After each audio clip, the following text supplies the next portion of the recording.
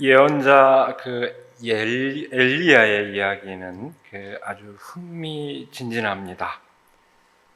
우리가 알고 있다시피 엘리야는 죽지 않고 병거를 타고 하늘에 오른 것으로 전해지고 있고, 유명한 음악도 있죠. 체리엇 오브 파이어, 불의 전차라는 그 곡이 바로 엘리야를 그린 노래입니다만, 그래서 다시 올 메시아의 한 원형으로 여겨지고 있기도 합니다.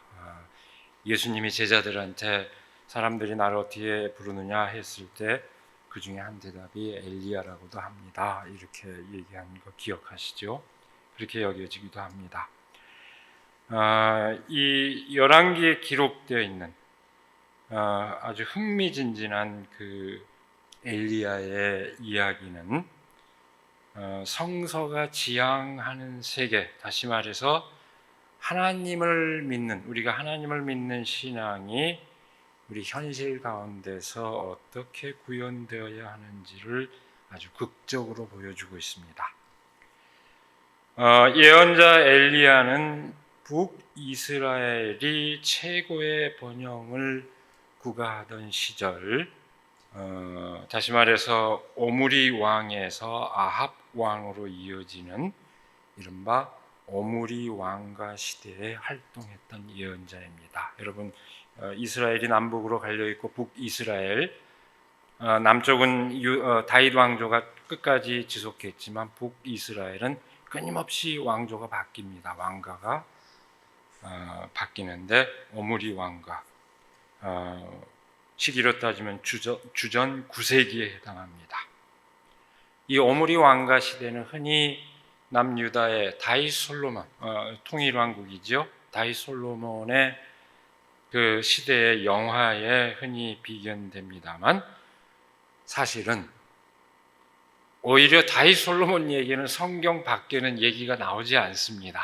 반면에 오므리 왕 얘기는 다른 역사책에도 기록되어 있을 만큼 확실하게 실제 역사에 있어서는 훨씬 더 뚜렷한 그 흔적을 남긴 왕이요, 그 왕가였습니다. 그런데 성경은 다윗 솔로몬 왕은 높여놓은 반면에 오므리 왕가의 업적은 개똥으로 합니다. 이게 성경의 독특한 관점이고 그게 중요합니다. 오므리 왕은 구체적으로 무슨 일을 했느냐? 사마리아를 북이스라엘의 수도로 정하고 왕권의 기틀을 다졌습니다.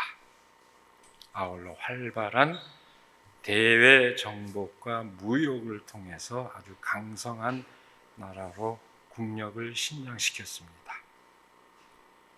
그리고 그 강력한 왕권과 국가 체제를 유지하기 위해서 무역으로 번성한 이방 페니키아와 그 동맹을 맺고, 바로 그 페니키아의 공주 이세벨을 며느리로 받아들였습니다. 그리고 동시에 그들의 종교인 바알 종교를 적극 수용했습니다. 풍요 종교인 바알 종교를 수용했다는 것은 오늘날 개념으로 하면 어떤 의미일까요? 그것은 경제 성장주의를 국가 이데올로기로 수용했다는 것을 뜻합니다. 우리에게 오늘날 익숙한 개념으로 얘기하자면 이른바 신자유주의, 다시 말할 것 같으면은 시장 만능주의 이데올로기를 국가 정책의 근간으로 삼았다는 것과 다르지 않은 그런 입장입니다.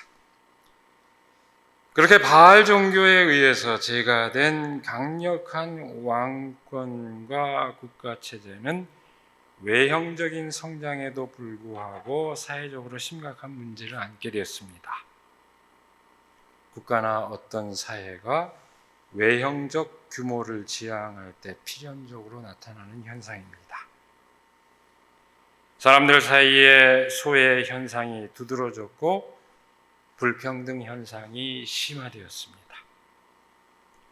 국력은 신장되었는데 도리어 민중은 도탄에 빠졌습니다. 그 상황 역시 예나 지금이나 그다지 다르지 않습니다. 여러분, 우리가 잘 알고 있는 열왕기에 역시 나와 있는 사르밧 과부의 이야기, 먹을 것이 없어서 다 죽어가는 그 집안에 가서 기적을 엘리야가 일으키죠. 그 이야기는 단순히 자연적 기근에 관한 이야기가 아닙니다. 그것은 강력한 왕권과 국가 체제가 빚어낸 사회적 기근에 관한 그런 이야기입니다. 그럼에도 불구하고 권력은 항상 자신을 강화하는 방향으로만 움직입니다. 오므리 왕의 아들 아합 왕에 이르러 왕권은 더욱더 강화됩니다. 여러분, 역시 유명한 나봇의 포도원 사건. 원래 이스라엘의 성서적 관념에 보면 토지라고 하는 것은 개인 소유가 될 수가 없습니다. 사유 대상이 될 수 없었던 땅을 권력을 이용해서 빼앗은 사건입니다. 나봇의 포도원을 빼앗은 사건이죠. 그 사건은 바로 이 아합 왕대의 사회적 불평등이 얼마나 폭력적이었는지를 보여주는 대표적 사례입니다. 부동산 문제가 심각했던 겁니다. 권력에 의해서. 예언자 엘리야는 바로 그와 같은 국가 체제와 이데올로기에 대항했던 불과 같은 예언자였습니다. 오죽했으면 아합 왕이 엘리야에게 말하기를 이스라엘을 괴롭히는 자라고 불렀을까요? 엘리야는 불의에 대항해서는 그렇게 서리빨과도 같았지만 그 불의한 권력에 의해 희생당하는 힘없는 사람들에게는 한없이 따뜻한 사람이었습니다. 사르밧 과부와 그 아들에게 베푼 기적은 도탄에 빠진 민중들의 삶의 현장에 가장 가까이 있었던 엘리야의 모습을 보여줍니다.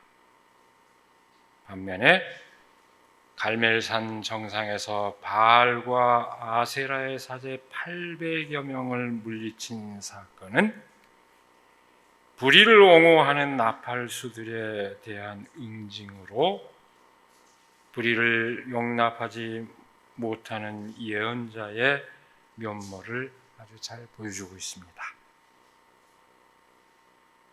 가난한 사람에 대한 따뜻한 사랑은 결코 권력의 불의를 용납하지 않습니다. 일찍 이문익한 목사님은 얘기하기를 정의는 사랑의 사회적 번역이다. 정의를 달리 말할 것 같으면 그 정의란 사랑을 사회적 차원에서 이해하는 그런 의미를 지닌다. 그렇게 얘기했습니다. 그렇게 얘기했듯이 엘리야는 누구보다도 바로 그런 의미를 아주 극명하게 자신의 인격과 삶으로 보여준 사람이었습니다. 그러나 엘리야는 바알 사제들을 물리친 그 사건으로 쫓기는 신세가 되고 맙니다. 바로 오늘 우리가 읽은 본문 말씀 내용입니다. 아합 왕의 부인 이세벨의 지명수배를 받은 엘리야는 피신할 수밖에 없었습니다. 엘리야는 민중들을 도탄에 빠지게 함에도 불구하고 그의 아랑곳하지 않고 성장주의 이데올로기를 부르짖는 나팔수들을 물리치는 승리를 거두었지만 그것은 잠정적이고 일시적일 뿐이었습니다. 그 체제를 유지하고 있는 권력의 실세는 버젓이 살아있었습니다. 마침내 엘리야의 제자 엘리사대에 이르러서 오므리 왕가가 끝장날 때까지 그 체제는 계속 유지되었습니다. 엘리야가 바알의 사제들을 물리쳤을 때 그때까지 왕권의 배후에 있던 바알 세력의 실세 이세벨이 전면에 등장합니다. 이 성경에서 페니케아에 대한 언급이 아주 중립적이었다가 부정적으로 바뀌기 시작한 대목이 바로 이 대목에서부터 비로소 시작이 됩니다. 그 전에는 페니케아는 앞선 선진 문명을 갖고 있고 많은 기술자들을 보유하고 있어서 페니케아에서 기술자들이 와서 성전을 지었다, 이런 기록이 나와 있습니다만 그건 전혀 부정적인 언급이 아닙니다. 근데 이 대목에서부터는 확실하게 페니케아를 부정적으로 언급하기 시작합니다.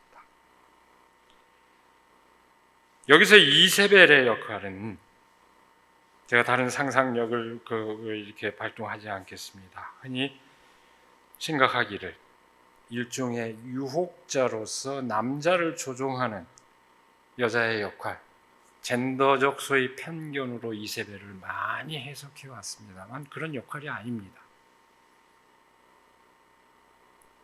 여기서 이세벨의 역할은 명백히 정치적이고 종교적인 그런 역할입니다. 그 왕권의 정책과 이념을 제공한 실세로서 아주 적극적인 행위자입니다.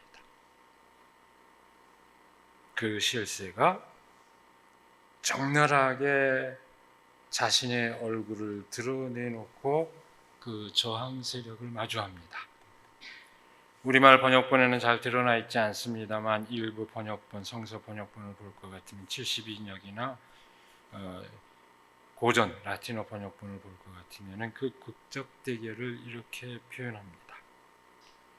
내가 엘리야라면 나는 이세벨이다. 무슨 의미일까요? 엘리야는 야훼는 나의 하나님이시다, 이런 뜻입니다. 이세벨은 무슨 뜻일까요? 왕이 어디 있느냐, 다시 말해서 바알이 어디 있느냐, 바알을 추구한다는 그런 의미. 이 이름은 서로 대변하고 있는 그 세력이 정면으로 지금 대결하고 있다는 것을 극적으로 나타내줍니다. 살아있는 권력과 직접 맞서야 하는 상황에서 엘리야는 피신할 수밖에 없었습니다. 유다의 남쪽 땅 브엘세바에 이르렀다가 거기서 다시 홀로 광야에, 더 남쪽의 광야에 이릅니다. 피신길에 지친 엘리야는 로뎀나무 아래 쉬는 동안 죽고 싶은 마음뿐이었습니다. 여러분, 로뎀나무 성경 많이 들어봤을 겁니다. 우리로 치면은 쌀이나무, 대쌀이라고 할 거예요. 쌀이나무, 좀 아주 큰 교목은 아니고 관목이지만 제법 크게 자라는 대쌀이나무, 금작화 비슷한 그런 나무라고도 이렇게 얘기를 이해되는 그런 나무입니다. 그 아래 쉬고 있을 때 그저 죽고 싶은 마음뿐이었습니다. 피할 곳 없이 쫓겨야 하는 엘리야는 더 이상 살고 싶지 않았습니다. 그는 하나님께서 제발 자기 목숨을 거두어 주기를 간청했습니다. 여러분, 이것은 신실한 믿음의 사람이자 동시에 의지의 인간인 이 엘리야 역시, 이 주인공 역시 상처를 겪을 수 있고 낙심할 수 있다는 것을 보여주고 있습니다. 삶의 진정한 목표를 향해 달리는 우리들 모두 겪을 수 있는 그런 아픔의 상황입니다. 여러분, 성경에 그 어떤 인물도 승승장구하는 인물은 없습니다. 성경의 주인공들이 다 승승장구하는, 일사천리 승승장구하는 인물들의 얘기로만 기록됐다면 얼마나 재미없을까요?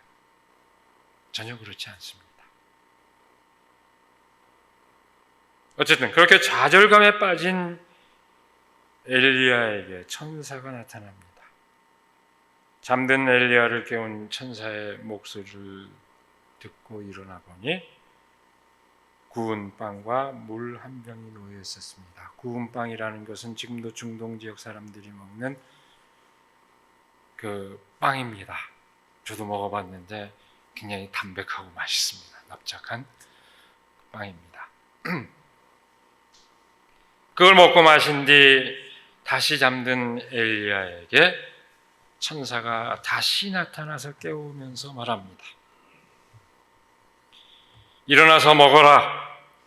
갈 길이 아직도 많이 남았다. 여러분, 얼마나 따뜻한 목소리였을까요? 그 목소리에 다시 일어나서 다시 먹고 마신 엘리야는 자리를 박차고 일어나서 밤낮 40일을 걸어서 하나님의 산 호렙산, 여긴 오늘 본문에는 호렙산으로 되어 있습니다. 신의 산과 동일시되는 그런 산입니다. 그 신의 산에 도달합니다. 절망적 상황에서 하나님의 뜻을 다시 새기면서 일어난 엘리야의 모습입니다. 엘리야는 조상 모세가 하나님을 만나고 또한 말씀을 받았던 호렙산에 이르러 한 동굴에서 하룻밤을 보냅니다. 지금도 시내산에 가면 이게 바로 그 동굴이다 하는 동굴이 있습니다. 저도 그 앞까지 가봤습니다만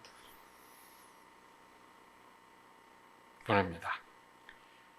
그리고 여기에 이어진 오늘 말씀은 거기까지 끝인데 이어지는 이야기는 마침내 엘리야가 부드럽고 조용한 소리로 들려주신 하나님의 음성을 듣고 다시 역사의 현장으로 나섰다고 전하고 있습니다.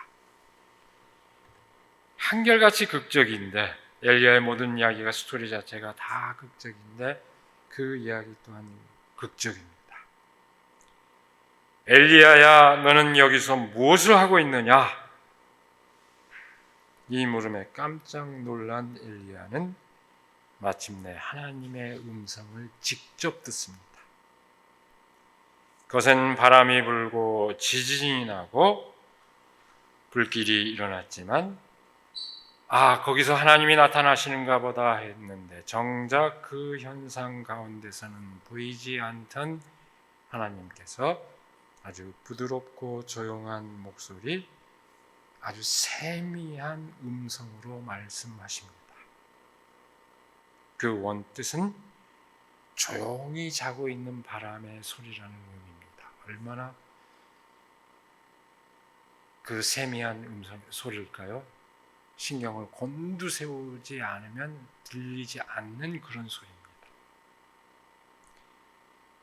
거센 바람, 요동치는 지진, 활활 타오르는 불길과 같은 방식으로 그 놀랄만한 그런 사건으로 하나님께서 당신을 드러내주리라 기대한 사람에게 하나님께서는 전혀 예기치 않은 방식으로 자신을 드러내십니다. 그 현상을 주목하고 있는 사람들에게는 보이지 않는, 들리지 않는 엉뚱한 현상으로 하나님께서는 우리에게 다가오신다는 것을 뜻합니다. 그야말로 온 몸과 마음을 쏟아서 하나님의 뜻을 알고자 한 그런 사람에게만 들리는 음성으로 하나님은 다가오십니다. 스스로 처한 냉혹한 현실을 직시하며 자신의 삶에 대한 깊은 통찰을 통해서만 들을 수 있는 음성입니다. 우리는 꼭 놀라운 일이 있어야만이 하나님이 나에게 응답을 해주셨다고 생각을 하지만 아니, 엘리야가 만나는 하나님은 전혀 그런 모습이 아니었습니다. 엘리야가 만난 하나님은 힘없는 사람을 사랑했고 그러나 바로 그 사랑의 열정 때문에 불의를 보고 참지 못해서 고난을 겪고 급기야는 깊은 좌절의 상황에 빠질 수밖에 없었음에도 불구하고 끝끝내 좌절하지 않았던 믿음과 희망을 지닌 사람에게 다가오시는 하나님이었습니다. 그렇게 하나님은 엘리야에게 다가오셨습니다. 엘리야에게 그렇게 하나님께서 다가오셨다면 오늘 우리에게는 과연 어떻게 다가오시고 어떻게 말씀하실까요?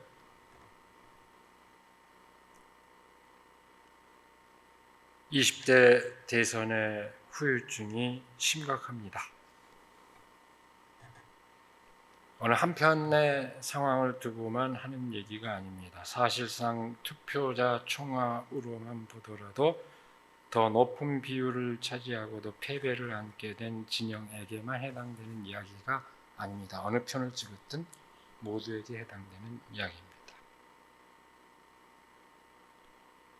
분노와 증오의 논리가 난무하는 대결의 장이 되어버린 그 선거 과정도 문제려니와 그 이후 상황 역시 벌써 국민의 통합과는 멀어 보입니다.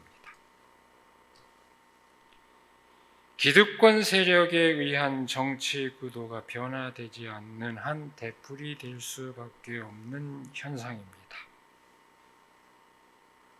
나라의 장래를 위해서 저마다의 정치적 견해를 마음껏 드러낼 수 있고 표현할 수 있고 그것을 반영해서 정책을 추진할 수 있는 마땅한 정치 세력이 갖추어져 있지 않고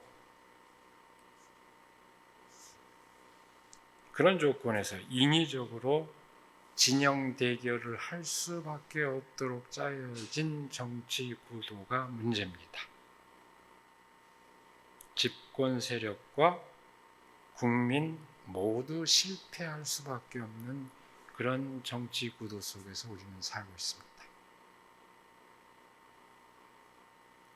미국의 유명한 교육자요 사회운동가인 파커 제이 파머는 여러분들도 들어보셨을지 모르겠습니다. 비통한 자들을 위한 정치학, 왜 민주주의에서 마음이 중요한가 하는 유명한 책을 우리말로 번역이 되어 있습니다. 단순히 내 관심 밖의 문제가 아니고 정치가 모든 사람들의 마음의 문제라고 하는 것을 얘기하고 있는 아주 의미 있는 그런 통찰, 깊은 통찰을 담고 있는 책인데 그 책머리에 이렇게 썼습니다. 정치라는 것이 모든 사람을 위한 연민과 정의의 직무를 짜는 것이라는 점을 잊어버릴 때 우리 가운데 가장 취약한 이들이 맨 먼저 고통을 받는다. 어린이, 노인, 정신질환자, 가난한 사람, 그리고 노숙인이 바로 그들이다. 그들이 고통을 겪을 때 우리 민주주의의 성실성도 고통을 겪는다. 책 첫머리에 나오는 얘기입니다. 지금 우리 상황에서 덧붙인다면 고통을 겪게 될 이들로 여기에 젊은이와 여성들을 더 덧붙이면 실감이 날까요? 여러분, 제가 오늘 말씀을 준비하면서 생각을 했습니다. 위로를 바라는 마음에 오히려 상처를 덧내는 결과를 빚지 않을까 염려가 돼서 이 말씀을 드려야 될까 말아야 될까. 오늘 말씀 일찍 준비해놓고 지난주에 제가 안 했잖아요. 그래서 생각했습니다. 그러나 지금 우리가 처한 현실을 직시하지 않을 수 없기에 말씀을 드리지 않을 수가 없습니다. 여러분들은 저도 텔레비 안 봅니다만 신문은 밑줄 그어가면서 보고 있고 정책 공약집도 꼼꼼히 다 들여다보고 있습니다. 후보자 인물을 두고 소란했던 선거 과정에서 잘 드러나지 않았지만 그게 경천동제 사건과 같은 현상이라면 다 거기에 눈이 팔려 있는 동안 이 정치 세력들은 어떤 구상을 하고 있었는지 살펴보지 않을 수 없었습니다. 차기 정부의 그 공약집을 들여다보면은 굉장히 방대합니다. 선거관리위원회에 올려진 건 간단하지만 그 정당에 올려진 것은 굉장히 방대합니다.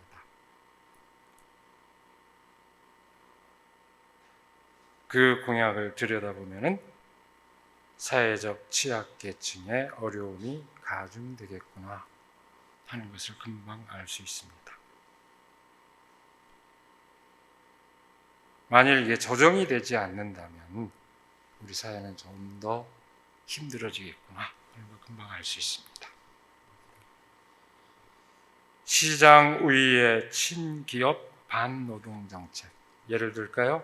규제 완화, 유연화, 최저임금 조정, 노동시간, 탄력 운영 등 이런 것입니다. 그리고 반페미니즘, 구조적 차별은 없다는 인식, 여가부 폐지, 무고죄 처벌 강화, 이런 정책이 주를 이루고 있습니다. 사회적 불평등에 대한 해법은 없습니다. 재정 건전성, 부동산 감세. 재정 건전성을 강조하는 것은 지금 정부의 지출을 억제했습니다만 그 원칙으로 삼겠다. 정부의 지출을 줄이겠다, 확 줄이겠다 그런 얘기입니다. 부동산 감세, 세금도 안 걷겠다. 그러니 사회적 불평등을 해결할 해법은 없습니다. 환경과 에너지 대안은 거꾸로 가고 있습니다. 원전을 강화하겠다. 원전 강국으로 만들겠다. 4대강 사업 다시 벌이겠다. 남북 및 국제관계에서도 긴장을 유발할 가능성이 높습니다. 더 길게 얘기하지 못합니다만 공정과 상식을 내세우고 있지만 시장의 법칙을 전면에 내세워 능력주의와 경쟁주의를 강화할 수밖에 없는 그야말로 날것의 신자유주의 기조입니다. 규제개혁, 자율성, 선택, 얼마나 좋은 말입니까? 이런 것이 강조되고 있는데 그것이 강조되는 것은 국가의 공공적 책임보다는 시장의 자율성에 맡기겠다는 뜻입니다. 교육도 현장도 그렇게 적용하겠다. 그런 얘기입니다. 여기에 검찰 권력을 중추로 하는 통치 방식이 더해질 것입니다. 공정과 상식에 더해진 법치주의의 강조가 그것을 드러내주고 있습니다. 여러분, 제가 종종 얘기했습니다만 법치주의라고 하는 것은 근대 헌정국가에서 법치주의는 권력을 견제하는 원칙입니다. 통치자의 임의적 통치를 막고 법에 따라서 권력을 견제해서 삼권 분립하에 통치가 이루어져야 된다. 그런 개념인데 우리 역사에서 이 법치주의 개념은 그렇게 적용되기보다는 국민을 통제하는 개념으로 활용되었고 이 개념은 항상 권력을 강화하는 것으로 오용되었습니다. 그럴 가능성이 다분히 많습니다. 그 의도만 놓고 보자면. 더 길게 얘기하지 않습니다만은 경합을 벌인 두 정치 세력이 얼마나 다를까요? 의미 있는 차이가 없지 않으나 많은 부분 공유하는 바가 큽니다. 특히 선거 국면에서 그 경향이 더욱더 강화되었습니다. 차이를 얘기한다면 능력 있고 성공한 남자들의 상식에 조금 더 가깝다는 것과 죄송합니다. 이 자리에 계신 분들에게 좀 더 가깝다는 것과 그나마 평범한 사람들의 평균적인 상식에 살짝 가깝다는 것 정도의 차이가 두 정치 세력의 차이라고 할 수 있을까요? 그게 차이라면은 시장 우위의 친자본, 기업 친화적 경쟁 성장주의를 추구한다는 점에서는 똑같습니다. 둘 다 보수주의 정당일 뿐입니다. 제가 또 종종 얘기했죠. 독일의 경우에 기민당, 기독교 민주당이 가장 보수적인 정권이지만 메르켈이 오랫동안 통치했잖아요. 기독교 민주당은 가장 보수적인 정당이지만 이른바 사회국가, 사회적 연대를 중시하는 가장 중요한 버팀목이었습니다. 우리로 따지면 정의당보다도 훨씬 더 포용적이고 진보적인 정책을 펼친 게 독일 보수당의 정책입니다. 그러니 사회가 갈등이 조정이 되고 포용적인 국가가 되는 겁니다. 그것이 기독교를 이름 붙인 정당의 역할이었습니다. 근데 우리의 경우 그런 것과 너무나 먼 정치 현실인데 그렇게 큰 차이도 없는 것을 두고 그렇게 큰 상처를 안을 만큼 진영 간 갈등이 심화된 것, 그걸 진통을 겪어야 하는 것을 생각을 하면 참 허망하기 그지없고 통탄스럽기 그지없습니다. 어떤 분은 얘기하고 차이가 없으니까 그렇게 더 싸운다고 그렇게 얘기하기로 합니다. 이번 선거를 두고 부동산 선거라고 말하기도 합니다.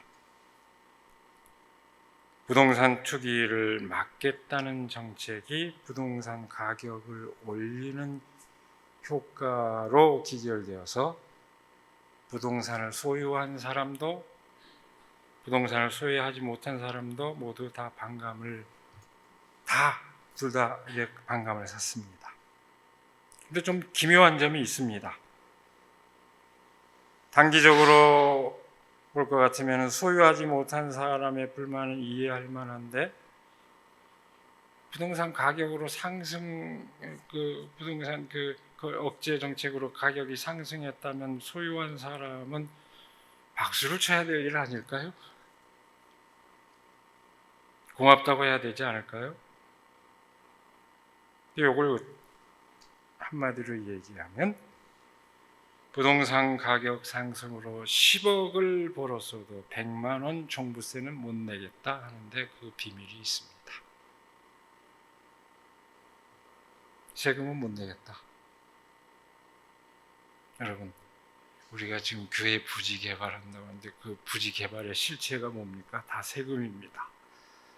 우리가 저걸 팔아서 그 이익을 볼 일이 없지만 마땅히 내야 될 거 내야 된다고 생각하지 않습니까? 정말로 국가가 안정되고 서로 편안하게 살기 위해서는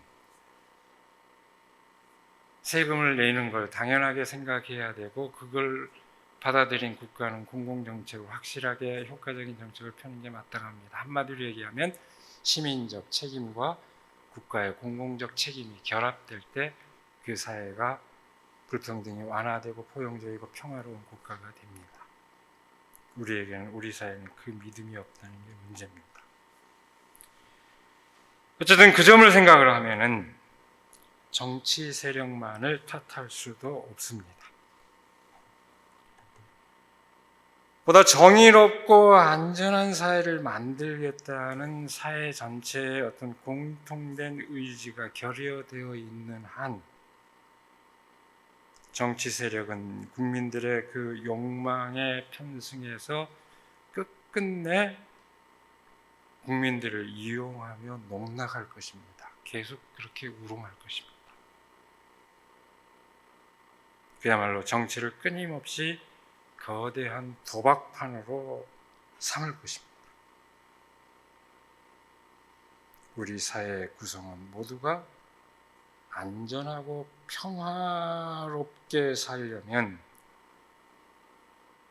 어떻게 나아가야 할 것인가 하는 정책적 비전은 사라지고 상대 정치 세력의 실수를 흠잡아서 권력을 장악하는 지금과 같은 사태는 끊임없이 반복될 것입니다.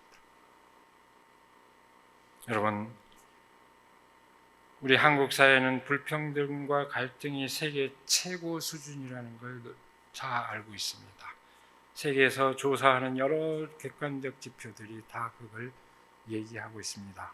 이번 기회에 그것이 다시 한번 확인됐습니다. 예를 들어서 빈부격차, 세대별 격차, 성별 격차, 이념 갈등, 학력 갈등, 종교 갈등, 정당 간의 갈등이 세계 최고 수준이라는 것이 어느 조사에서도 밝혀져 있습니다. 이런 수준에 해당하는 한국 사회를 어떻게 재구성해야 될지, 다시 구성해야 할지 모두가 지혜를 모아야 되는 그런 상황 가운데서 우리는 지금 살아가고 있습니다. 일어나서 먹어라. 갈 길이 아직도 많이 남았다. 여러분, 오늘 이 말씀을 깊이 새기시기를 바랍니다. 하늘로부터 내리는 양식, 하늘의 말씀을 받아 먹고 기운을 차리고 정신을 차려야 할 때입니다. 이 땅에 하나님의 정의를 이루기에는 아직 갈 길이 많이 남아 있습니다. 교회가 진정으로 분별력을 지녀야 합니다. 그저 내 욕망을 채우고자 하는 것을 신앙으로 착각하면 안 됩니다. 하나님께서 이루시고자 하는 뜻이 무엇인가를 깨닫고 그에 따라서 살아가는 것, 그것이 하나님을 믿는 진정한 신앙입니다. 아직 갈 길이 많이 남아있는 이 여정에서 우리가 지치지 않고 마침내 하나님의 음성을 듣고 따르는 우리 모두가 되기를 시간에 간절히 기원합니다. 기도하겠습니다. 우리에게 복된 날을 허락하여 주시고 온 몸과 온 마음으로 하나님의 음성을 듣고자 하는 저희에게 남들은 잘 듣지 못할 그런 음성이지만 그 음성으로 우리에게 귀한 말씀을 또 일깨워 주시는 그 하나님의 은혜에 저희가 위로를 받고 용기를 얻을 수 있게 하여 주시면 감사드립니다. 하나님, 그 어떤 상황 가운데서도 하나님께서 저에게 말씀하시는 그 음성에 귀 기울이게 하여 주시고 그 음성 속에 담긴 그 뜻을 꿋꿋하게 저마다의 삶 가운데서 구현해 나갈 수 있도록 거기서 참 기쁨을 누릴 수 있도록 하나님 저희를 인도하여 주시옵소서. 우리 주 예수 그리스도 이름으로 기도드리옵나이다. 아멘.